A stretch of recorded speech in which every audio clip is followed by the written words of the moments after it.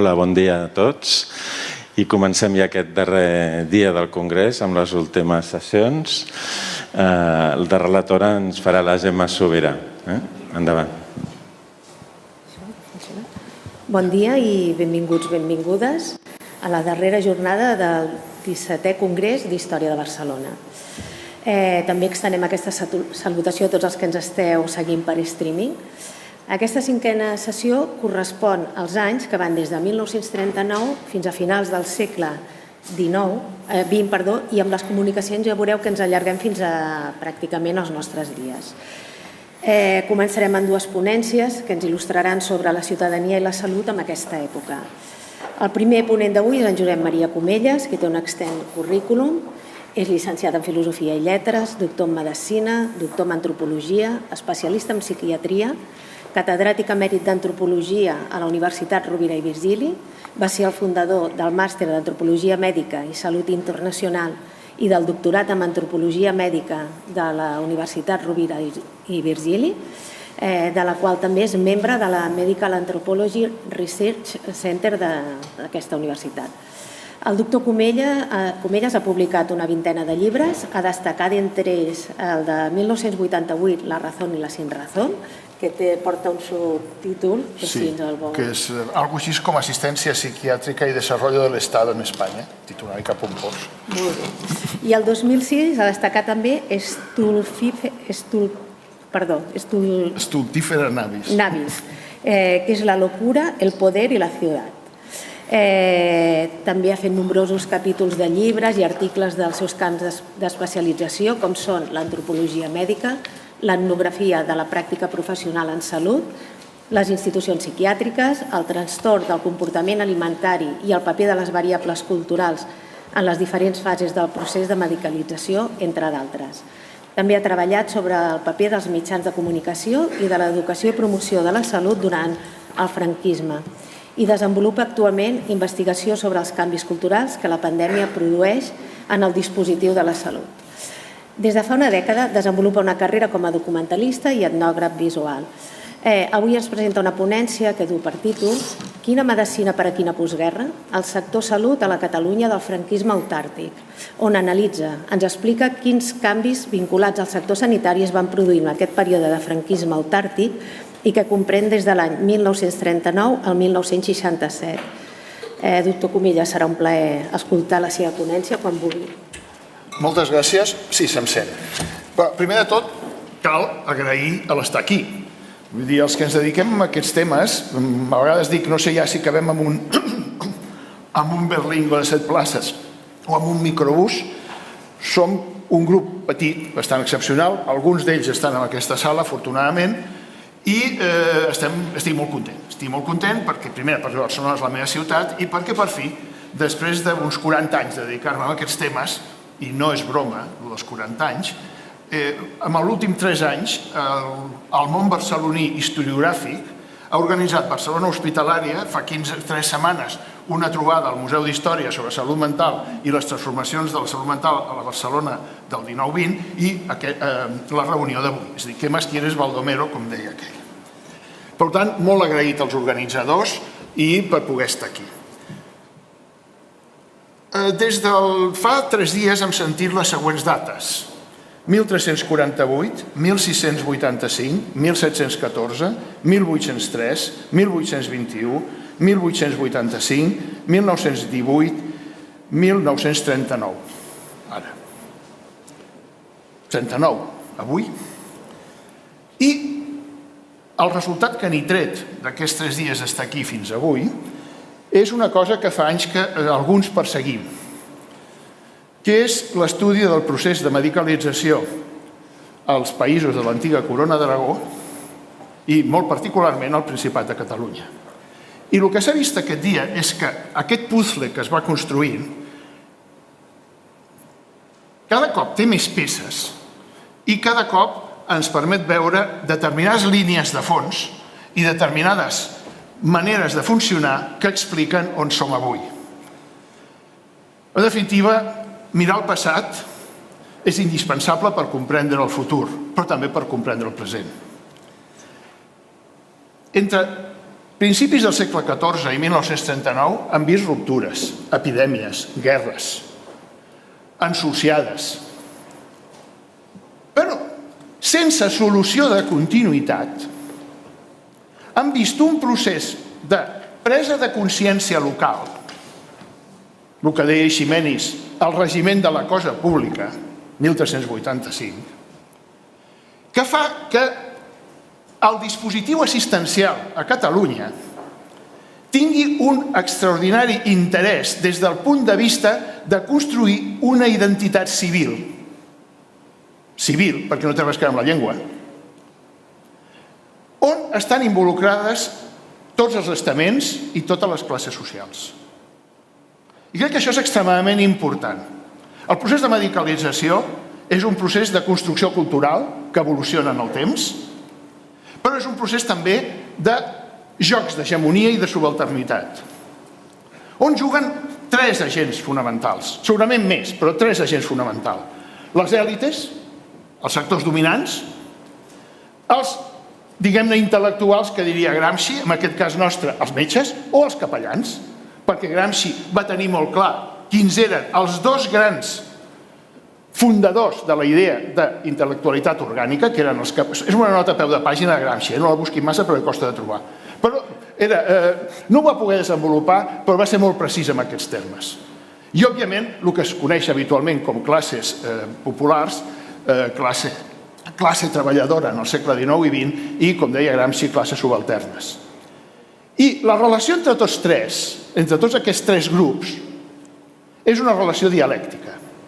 Són relacions de consensos, de transaccions complexíssimes, com les que hem estat veient aquests darrers dies. D'una banda, què ha passat durant aquest llarg procés de tants segles? Simplement que el discurs orgànic de l'Església, religiós, que és un discurs sobre la seguretat, això ho va descriure el Delumeau fa 30 anys, esdevé progressivament subaltern en relació amb un discurs tècnic, primer de base naturalista i avui en dia experimental, que és el discurs medicosanitari. I aquests són processos d'hegemonia.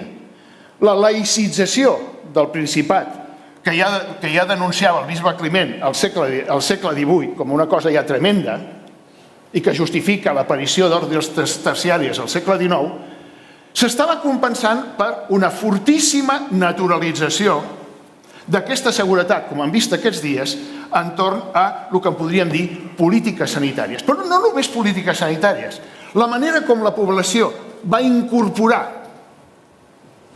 unes determinades queixes que explicava el doctor Zarzoso ahir i el doctor Roca també, o la doctora Miralles, que eren les que, d'alguna manera, aquestes queixes eren les que exigien a les classes dominants el discutir o plantejar-se debats a escala local.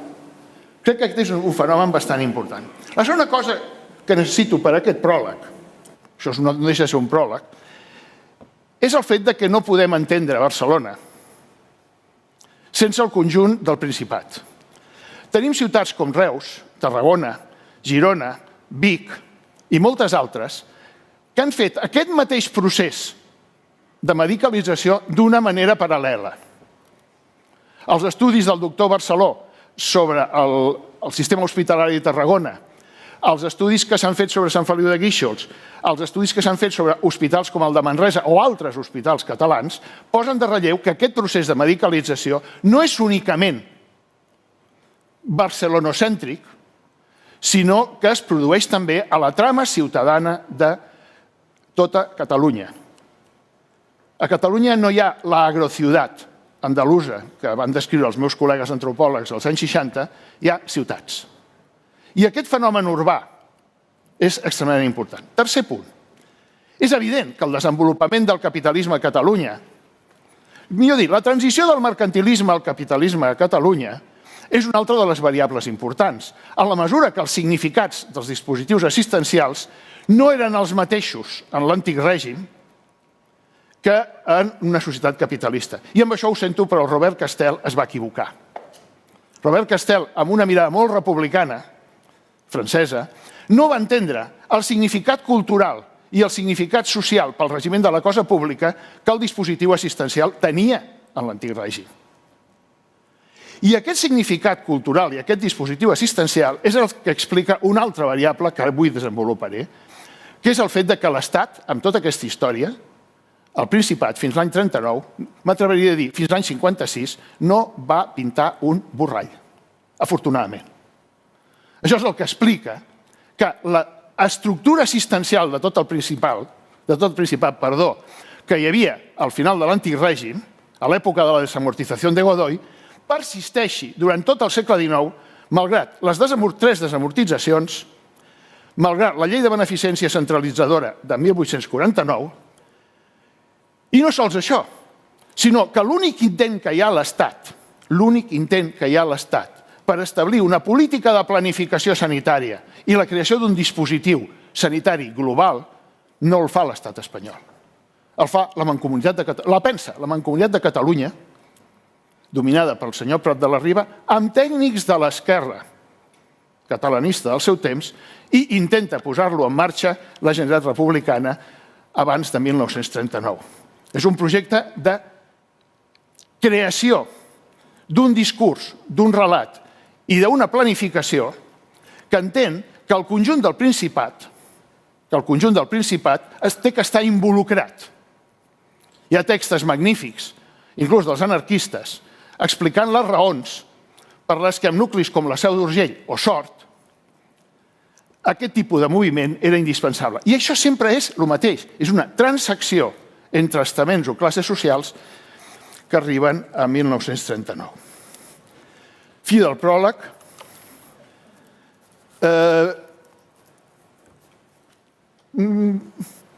Segurament això d'avui no és totalment meu.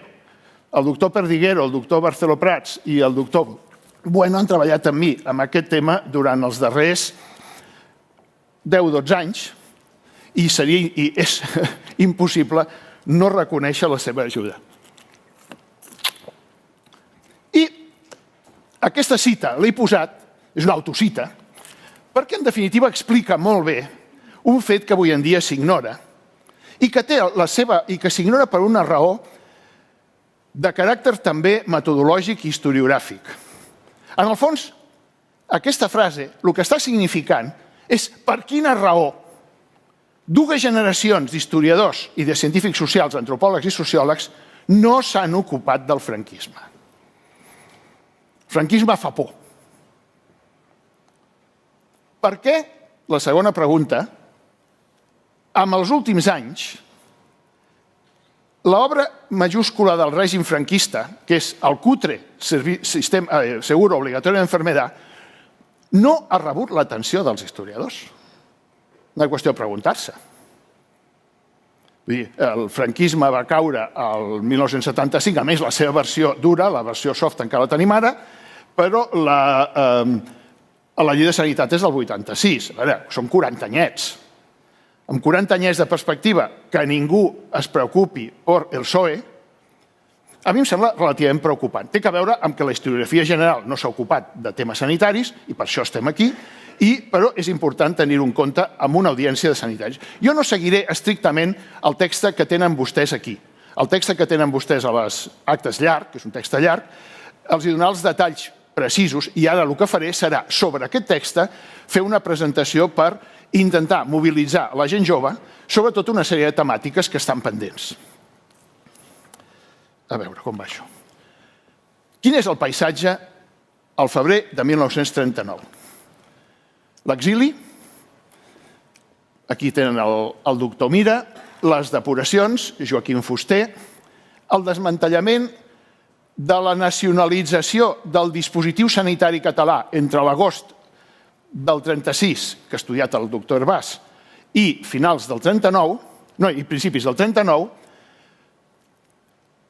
i el tercer element és el discurs del senyor que està dalt a la dreta, que és el doctor Carulla. El doctor Carulla, al desembre del 39, organitza en la Universitat de Barcelona una espècie de jornada per, d'alguna manera, presentar los respetos de la Universitat de Barcelona al nuevo Estado. I el discurs de Carulla és absolutament interessant. Jo els recomano, el llibre es troba a la Biblioteca de Catalunya, és un llibre d'actes, i està també a la la universitat, i el que diu Carulla més o menys és això, que es hora de que llegue el seguro obligatorio de enfermedad y que el seguro obligatorio de enfermedad antes de 1960 debe cubrir más o menos al 60% de la población. El seguro obligatorio de enfermedad es crea al 43 i es funda realment al 44. Però Carulla, el 1939, ja diu això.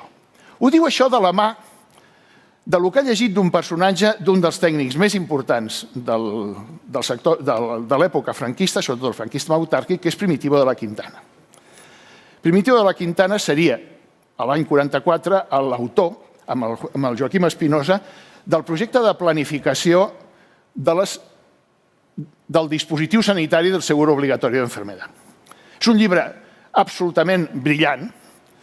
Primitivo de la Quintana era un personatge, era un falangista brillantíssim. El text és un text que requeriria per si mateix pràcticament una tesi de doctorat per la qualitat del plantejament, pels elements ideològics que porta darrere, però sobretot pel coneixement que tenia Primitivo de la Quintana de lo que estava passant en el món en aquell moment. Era tan intel·ligent i tan crític que va acabar de director de laboratori Schering perquè, òbviament, no estava disposat a seguir pocs anys després amb la farsa que suposava la pròpia evolució del règim.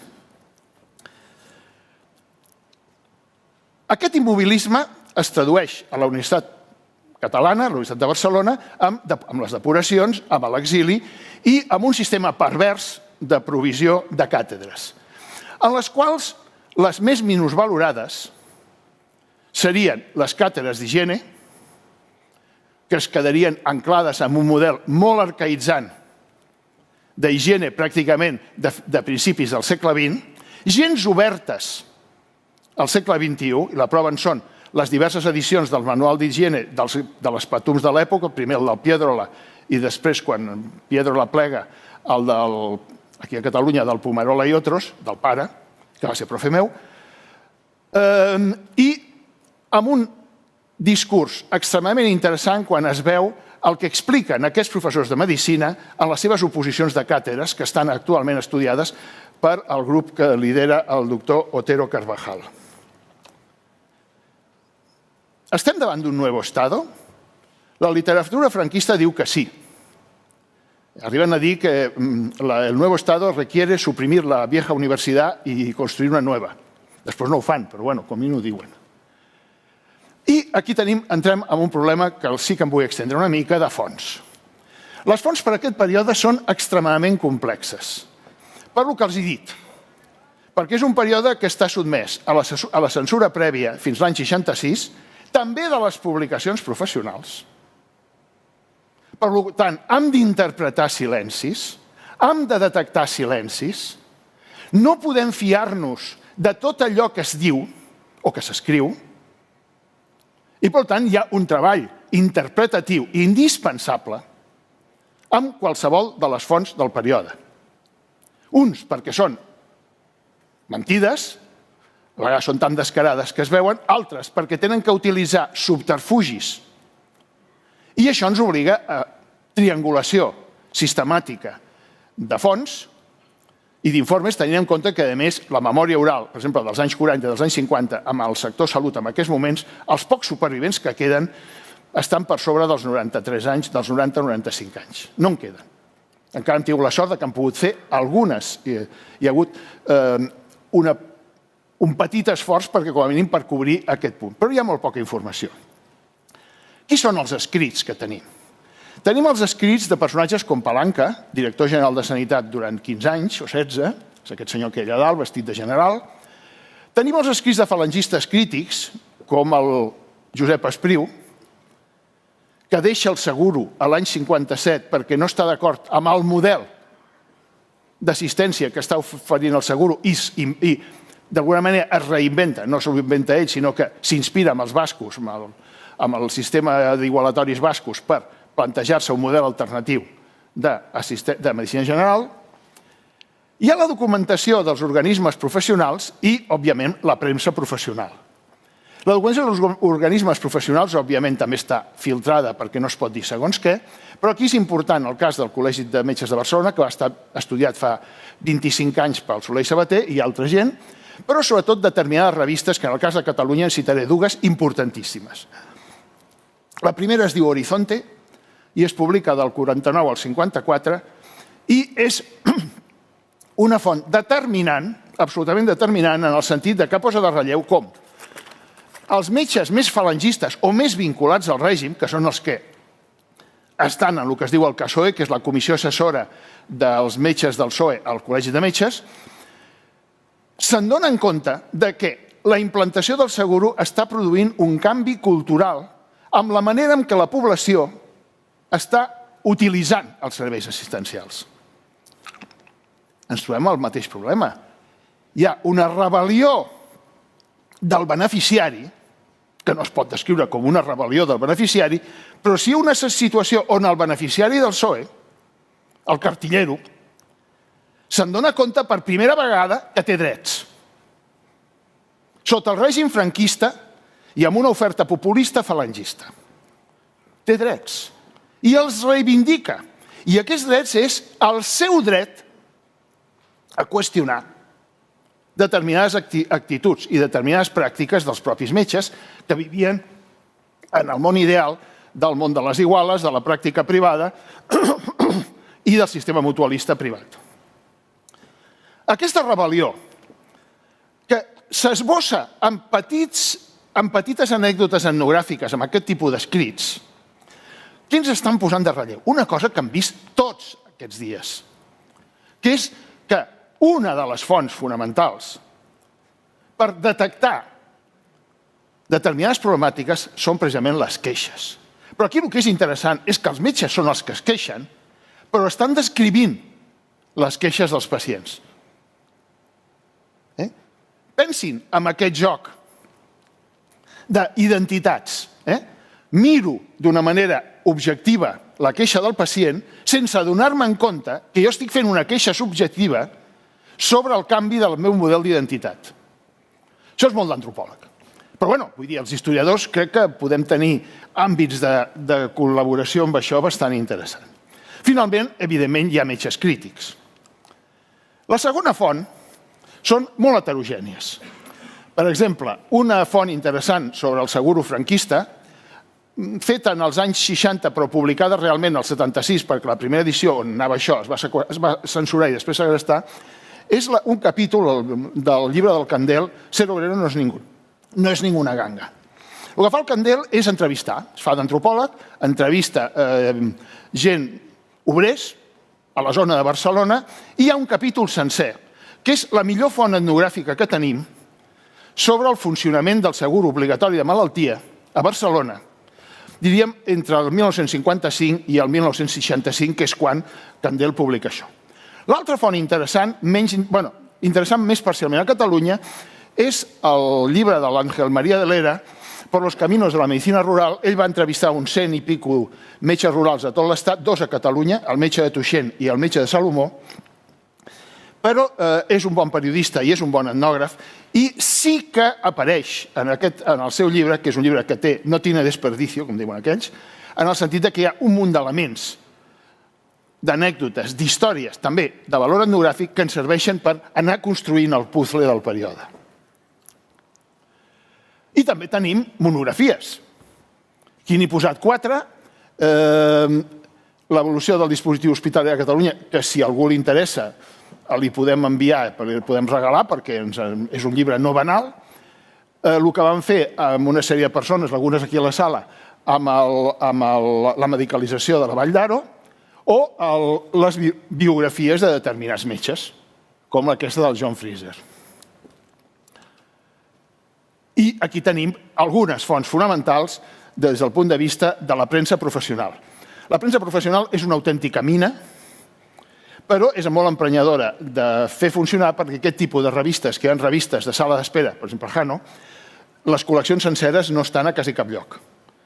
Nosaltres Jano l'hem tingut que veure entre la Biblioteca de Catalunya i la Biblioteca Montserrat i la Biblioteca de la Universitat de València. És a dir, és aquest tipus de publicacions, però que en canvi són riquíssimes, riquíssimes amb continguts que tenen valor etnogràfic per poder entendre el que estava passant en determinats moments, tant en forma de queixa com en forma de debat sobre determinades problemàtiques. Quins són els interrogants, en definitiva, que planteja el franquisme a Catalunya? En primer lloc, si va significar un parèntesis amb el procés de medicalització o una etapa singular. No va ser un parèntesis, afortunadament, precisament perquè, malgrat el que suposa el franquisme com a règim autoritari, feixistitzant i molt repressiu, el teixit aquest que he descrit abans, que han vist descrit des del segle XIII, va per romandre incòlum. Es va escapçar la cúpula, però no es podia escapçar la base. Quan arriba el Girón de Velasco a Sabadell a fer un discurs populista l'any 43, 44, 45, això citen el Pere Isasi i la Carme Molinero, i és conegut, els treballadors del metall de Sabadell li diuen: escolti, el que ens ofereix vostè és molt pitjor que l'excel·lent mútua que tenim nosaltres. I el Girón es va quedar asturat. Per què?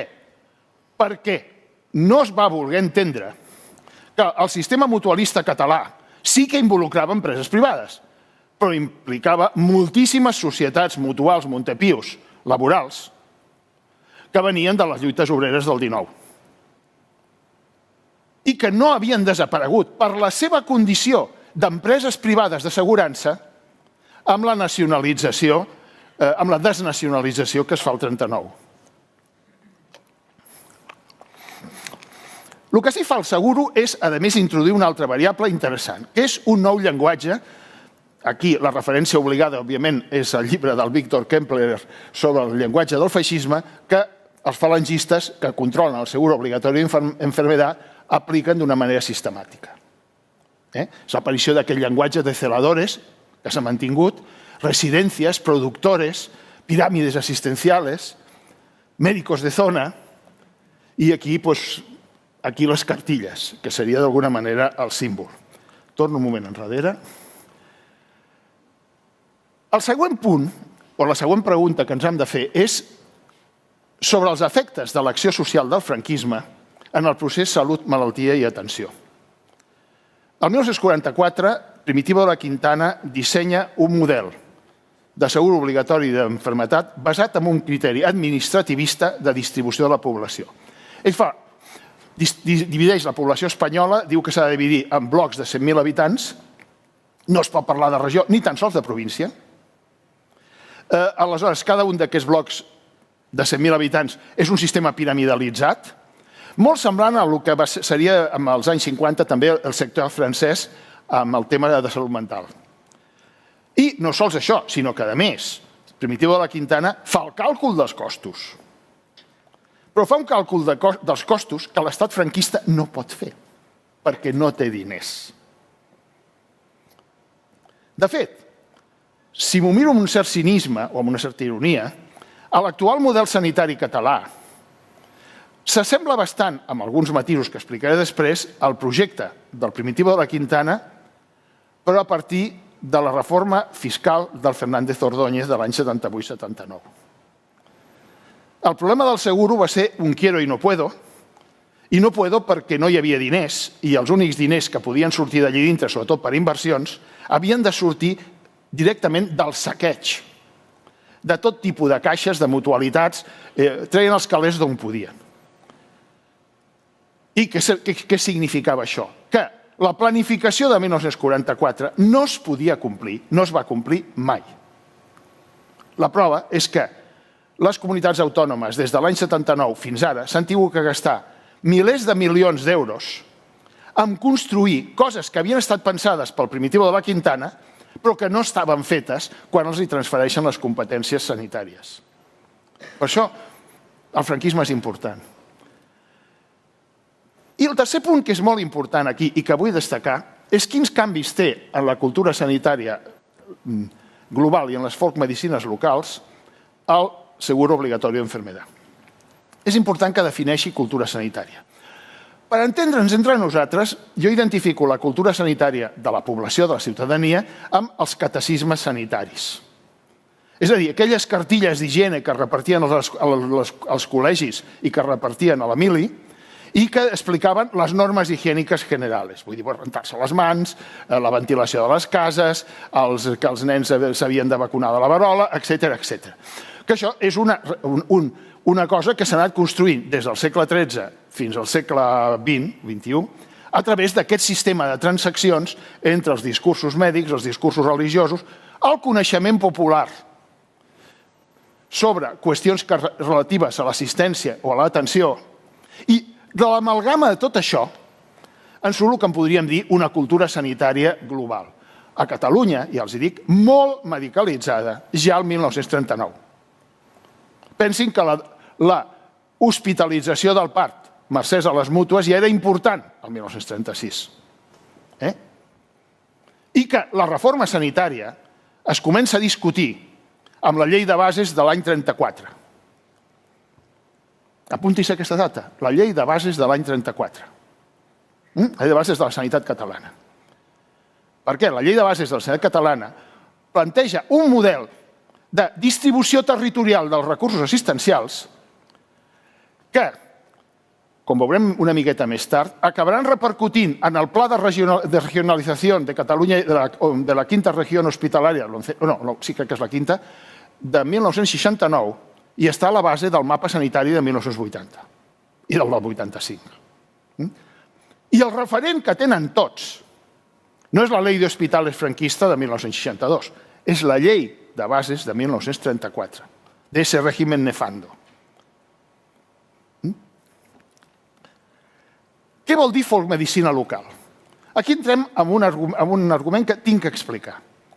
El concepte que vostès poden tenir de folcmedicina és el de la medicina popular, que és allò dels curanders que explicava l'Oleguer, Miró i Borràs, el llibre de la Made sobre medicina popular. En realitat no, per això utilitzo folcmedicina i no utilitzo medicina popular. La folcmedicina catalana en aquest moment està absolutament medicalitzada. Absolutament medicalitzada.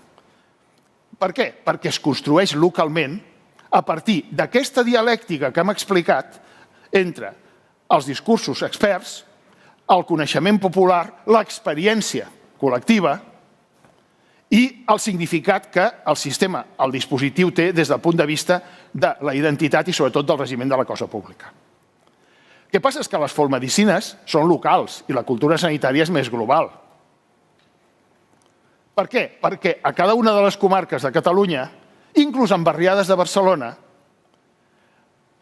els jocs i els ajustos entre els dispositius, les persones i la manera com es coprodueix coneixement sobre salut, malaltia i atenció a escala dels àmbits locals, domèstics, és extremadament important. Les bombolles, aquestes que hem tingut ara, són un grup per construir coneixement. I durant l'any passat hem vist com han construït coneixement. I aquest coneixement, moltes vegades, la medicina oficial, és a dir, el discurs expert, l'ha tingut que avalar. Moltes de les pràctiques, el que en diem nosaltres, la vacuna cultural de la pandèmia, ha sigut això. Ha sigut que el discurs expert legitimi pràctiques que teníem encarnades, almenys la gent de la meva generació, molt endins, sobre el contagi, sobre la distància, etc. El que ens havien explicat de petitets a casa nostra, el que ens havien ensenyat a casa nostra. I és el mateix que ahir vèiem amb el cas de la doctora Miralles i el que vam estar veient també amb el que explicava el doctor Zarzoso abans d'ahir des d'aquest punt de vista, més o menys. És un concepte diferent de pensar que els discursos experts valen per si mismos. No són una religió. Els venen com un catecisme, però la gent els adapta. Els adapta a condicions locals, a variables culturals, etc. I sí que el segur obligatori d'enfermedat va tenir una influència determinant en determinats canvis culturals que es produeixen a la Catalunya del franquisme. Per què? Per una raó molt senzilla. La província de Barcelona, fins als anys 60, va ser la província amb el major nombre d'afiliats del segur obligatori d'enfermedat a Espanya. Però fixi's vostè, aquest edifici, que és la residència sanitària provincial Francisco Franco, Vall d'Hebron actual, no s'inaugura fins al 1956. Quina paradoxa. L'ambulatori de Manso, que és el primer gran ambulatori d'especialitats que es fa a Catalunya, s'inaugura el 1961. Després en seguirien altres. Però la inauguració de la residència provincial Francisco Franco no dona lloc a una notícia del nodo, que sí dona el mateix any la inauguració de la residència de Zamora. Què els deia? Com s'explica que Nodo rodi imatges a Zamora i no rodi a Barcelona? L'única referència visual que tenim de la residència sanitària Francisco Franco és una pel·lícula de l'Iquino, d'un senyor que es deia Antonio Santillán, a la productora de l'Iquino, que es diu Hospital d'Urgències, i que es va rodar 3 o 4 mesos més tard de la inauguració d'aquest hospital. Són les úniques imatges, és l'única pel·lícula comercial que fa el cine espanyol durant tot el franquisme a Barcelona vinculada amb un tema explícitament hospitalari i sanitari. Per què? Què és el que fa que l'any 56 s'obri la primera residència? Però què passa l'any 54 i 55? Que el degà del Col·legi de Metges de Barcelona encarrega a l'Ignasi Aragó la primera enquesta d'hospitals perquè el nivell de descoordinació del dispositiu assistencial català és espectacular. No se sap ni el número d'hospitals que hi ha. I d'aquesta enquesta, el doctor Aragó obre la porta a un debat teòric i a un debat pràctic importantíssim que es projectarà amb les 2 dècades següents, que donarà lloc a una revista extraordinària, Estudios de Hospitales y Beneficencias, que va donar lloc a un capítol del llibre absolutament excel·lent de la Pilar León, però que un pot pensar si el retras amb la construcció de la residència Francisco Franco no era perquè el seguro no tenia un problema assistencial hospitalari en aquests anys, perquè tenia un coixí basat en els concerts, amb una xarxa enorme o molt gran d'hospitals locals i comarcals i barcelonins. I que això feia que l'atenció als parts es podia fer amb el munt de clíniques mutualistes que hi havia i que els nivells d'hospitalització mèdica, que eren baixos, no els de quirúrgica, podien mantenir-se amb la xarxa hospitalària que teníem a mà. Crec que això és bastant important que ho tinguin vostès en compte. Això és propaganda, el tipus de propaganda que fa el règim franquista. És evident que hi ha una reconstrucció del mercat mèdic a Catalunya. Això el doctor Zarzosa i el seu equip ho estan treballant. Thank you. I és un desenvolupament també interessant, que també necessita una mirada, si volen vostès, molt de proximitat. Perquè, per exemple, a l'any 63, el canonge d'Espujol, que era l'home fora de la Santa Creu, li cedeix a l'Antoni Puigvert la possibilitat de construir una clínica privada dintre de l'hospital. Per què el canonge d'Espujol, doctor en teologia i antic conciliari del Vaticà, vol convertir Sant Pau, ja no és Santa Creu, ja és Sant Pau, en una combinació d'hospital de beneficència i de clínica privada, copiada del model nord-americà, per la inviabilitat que té l'hospital un cop que els sectors més tradicionalistes de l'Església, representats, si vostès volen, per un canonge, el Mariano Vilaseca, es negaven a concertar places hospitalàries al seguro des de l'any 44 perquè entenien que l'hospital formava part d'una identitat, d'un determinat model d'assistència que ells pensaven que era seu. I que és un model basat en el paper de mediació que tenia les classes dirigents de l'Església, els grups dirigents i les famílies dirigents de l'Església barcelonina, per mantenir un model, una proposta de dispositiu sanitari de beneficència que ja estava pràcticament obsolet. La cosa arriba a l'extrem que el propi Mariano Vilaseca, quan entra el Carles Soler Durall i decideix transformar completament l'organització de l'hospital, el que en diem una jerarquització, el Mariano Vilaseca escriu un text furibund, estem parlant de 1967, furibund, parlant del deber de la Iglesia i de la beneficència i del sagrado deber de l'hospital, i que això, que cobrin per estada, per ell és un escàndol. És a dir, l'Església fa un plantejament antimercantilista absolutament interessant si ho mirem des d'aquesta perspectiva. però que també requereix anàlisi. Què més tenim? Tenim històries, narratives, memòries d'un metge, 50 anys de medicina rural. Quina és la millor de totes? Com neixen els catalans, de la llevadora Ramona Via, que és un diari d'un valor etnogràfic, m'atreveixo a dir sublim, sobre la pràctica, la salut reproductiva. Ella era la llevadora del Prat de Llobregat entre 1945 i 1972. La Ramona Via era una escriptora que havia escrit llibres de poemes, que ens hem quedat sense imatge. No és greu, però bueno. I el que és més interessant de la Ramona Via és que són notes de camp que després ella organitza. Però hi ha altres llibres. Els metges escriuen llibres, no són autobiografies, són el que nosaltres en diem autoetnografies. Perquè les memòries d'aquests metges tenen sempre una doble faceta.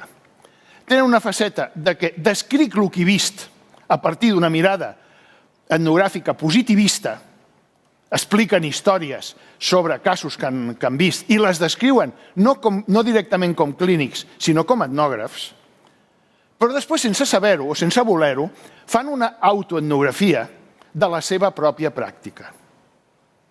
És a dir, que trobem que en els textos aquests hi ha dues mirades contraposades. El privilegi del mirar de la clínica i també de l'escoltar, però a la vegada hi ha, que és el que els antropòlegs en diem, la perspectiva ètic, aplico una mirada descriptiva, però també hi ha la perspectiva èmic, perquè tots aquests llibres són una reivindicació d'ells mateixos. En aquest sentit, el que menys m'agrada a mi és el segon volum del Brogi.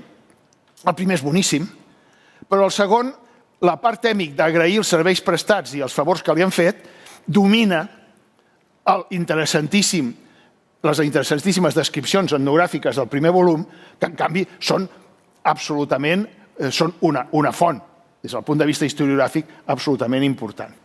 I tenim dos casos interessants, el del Pla Naudí, que és un andorrà, i el de l'Ignasi de Gispert, que tots dos són metges de zona del Seguro, a Barcelona, i són els únics que fins ara hem trobat que expliquen la pràctica mèdica en el Seguro Obligatori d'Enfermedades ambulatoris i els consultoris de Barcelona.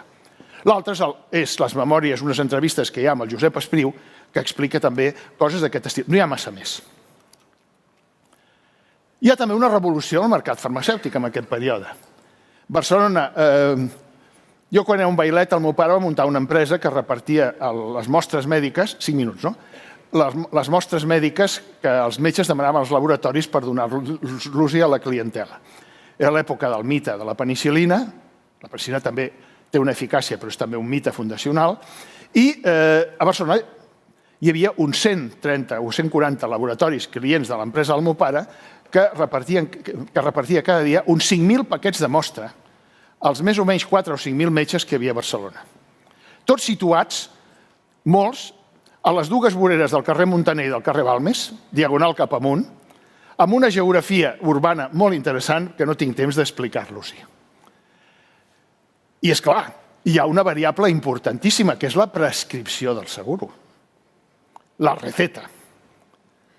I sobretot que la receta durant molts anys era gratuïta. I la receta, junt amb la penicil·lina i amb les vitamines, en què es converteix? En el resultat lògic d'un canvi cultural on el que havien sigut antigament les mesures de règim higiènic dietètic clàssiques, de la medicina clàssica del segle XIX, dels paradigmes galènics, però no només galènics, sinó també dels de principis del segle XX, es converteixen en què la recepta i el medicament esdevé la panacea per quasi tot. I això és un canvi cultural que dura fins al dia d'avui. Per tant, hi ha una nova cultura sanitària que es va construint durant tota una generació, a partir de 1945, que amb la mesura en què el nivell d'afiliació al PSOE a Catalunya creixerà d'una manera tremenda fins pràcticament al tardofranquisme i a la transició, fa que la incorporació d'aquests canvis culturals, de la manera de relacionar-se amb el metge, de la manera de relacionar-se amb les noves especialitats i, molt important, l'hospital, amb aquesta cultura sanitària, esdevé el punt de llança del que serà la gran reforma dels catecismes sanitaris, de la cultura sanitària, des del tardofranquisme a la transició. I això d'on surt? Doncs del senyor Aragó i dels seus companys del Col·legi de Metges de Barcelona, de la secció d'Estudis d'Hospitals, de la revista Estudios de Hospitales y Beneficencia, i també d'un altre segon tècnic de primeríssima categoria del règim franquista, que és el doctor Adolfo Serigó Segarra, que en Primitivo de la Quintana i algú més, el Gerardo Clavero i alguns més, són realment personatges excepcionals dintre de la intel·lectualitat del règim, però que ningú els hi va fer cas, per una raó molt senzilla: no estaven a la universitat.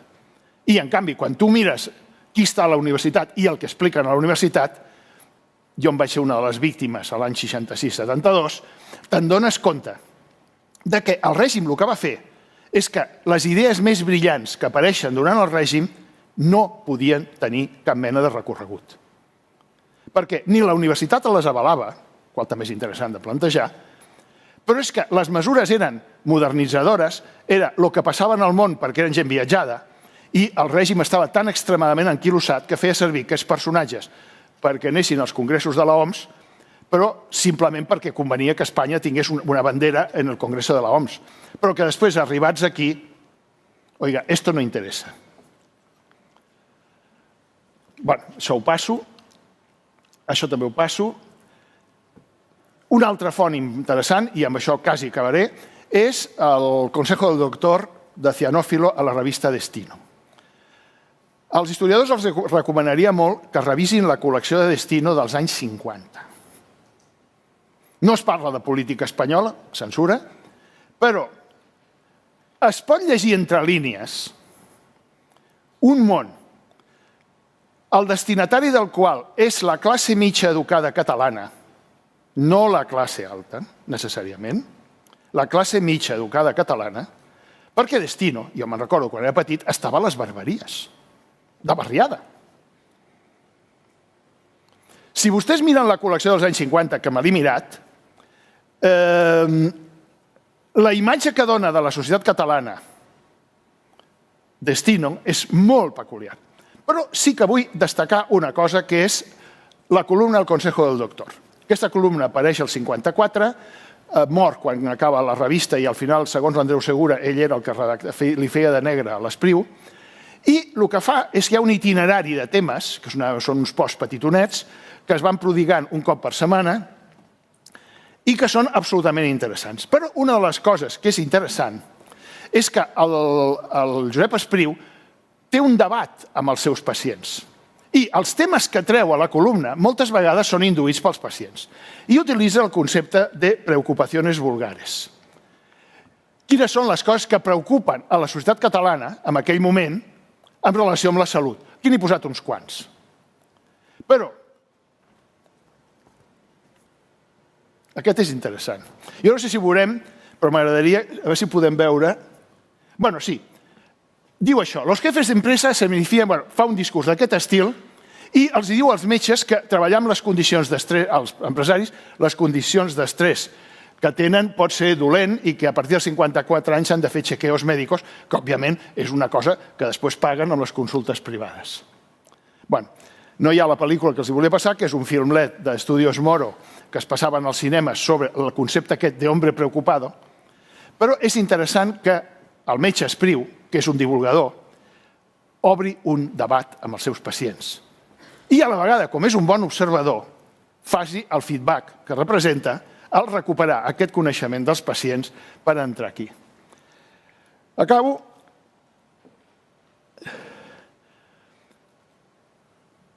Analitzar el franquisme pels historiadors en aquest moment requereix combinar una aproximació necessàriament interdisciplinar. Aquí hi ha gent d'història del cinema, d'història de la ràdio, d'història de la publicitat. Òbviament, la historiografia mèdica tradicional, que aquí a Catalunya durant molts anys ha sigut purament commemorativista, ara ja no, i, òbviament, requereix la mirada de l'antropòleg i del sociòleg, perquè aquest tipus de dades només es poden interpretar tenint clara determinats elements de les teories culturals o socials.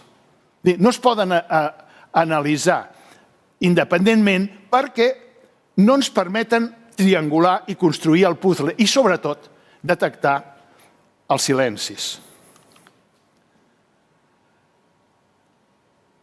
Tot això canvia d'una manera important a partir de 1960-62, Llei d'Hospitals del 62, Ley de Bases de la Seguridad Social del 63, Ley de Seguridad Social del 67 i, en el cas del dispositiu català, el Pla de Regionalització de 1969. Cuidado, és un pla absolutament hospitalocèntric. El que planteja és que la reforma sanitària a Espanya i a Catalunya és una reforma del sistema hospitalari. No hi ha una discussió sobre els canvis en atenció primària i la reforma es limita a ser una reforma hospitalària. Una reforma hospitalària complexa, que es prolongarà durant els següents 30 anys i que, curiosament, i suposo que ara el meu company en parlarà, quan els moviments socials alternatius a Catalunya es plantegen posar sobre la taula la queixa respecte als dèficits sanitaris, donen lloc a un document extraordinari publicat el 1976 per la revista Jano, que és una revista de sala d'espera de metge. Curiosament, aquest document, que és el document que eleven les associacions de veïns, és el document més hospitalocèntric que es puguin imaginar. No el puc explicar, perquè no tinc temps i ens en parlaran ara, però el que és interessantíssim és que la classe treballadora, les classes mitges, la queixa de les classes mitges i de les classes treballadores en els anys 65, 75, 80, no és canviar el model d'atenció dels metges, és reformar els hospitals. Per què es pensen que en el mes de març de 2020, i amb això sí que acabo, el model hospitalari entra en crisi i mentre el model hospitalari entra en crisi tothom es dona compte de dues coses. Per què no s'ha reformat l'atenció primària prèviament? Per què el nostre dispositiu de salut pública és una me? I per què ens gastem el 30% del pressupost sanitari en medicines? 1939, 2021. Algú pot pensar que no estem en un procés de medicalització que comença al segle XIV? Moltes gràcies.